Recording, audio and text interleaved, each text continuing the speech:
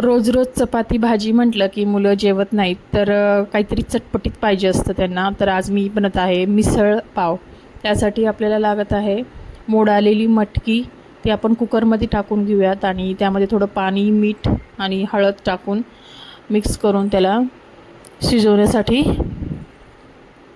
ठेवूयात. 2-3 शिट्ट्या काढून घेऊयात. तोपर्यंत एका कढईमध्ये थोडासा चिरलेला कांदा, लसूण, अद्रक आणि थोडेसे 2-3 टोमॅटो यांना थोडंसं परतून घेऊयात, म्हणजे थोडंसं मऊ होईपर्यंत. आणि त्याची एक पेस्ट पण करून घेऊयात. पेस्ट केल्यानंतर एका कढईमध्ये थोडंसं तेल, त्याच्यामध्ये जिरा, मोहरी, कढीपत्ता आणि किसलेलं खोबरं, वाटीभर किसलेलं खोबरं टाकून घेऊयात आणि त्यामध्ये केलेली प्युरी टाकून घेऊयात. प्युरी चांगली परतूयात.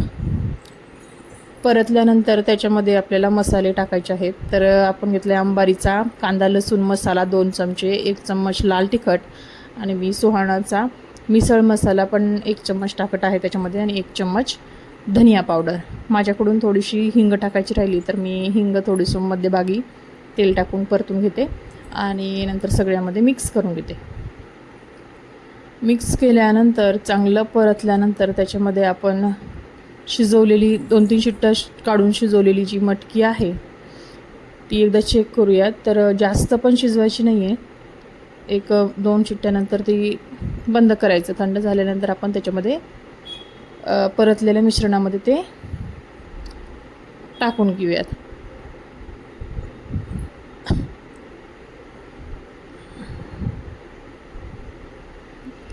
टाकल्यानंतर थोडीशी कोथिंबीर टाकून घेऊयात आणि 1-2 मिनटासाठी एकजीव होईपर्यंत थोडंसं उकळून घेऊयात.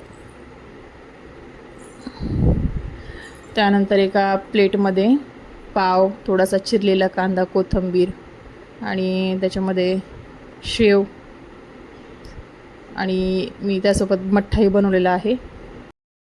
जर तुम्हाला माझी रेसिपी आवडली तर माझ्या चॅनलला लाईक आणि सबस्क्राईब करायला विसरू नका. धन्यवाद. थँक्यू.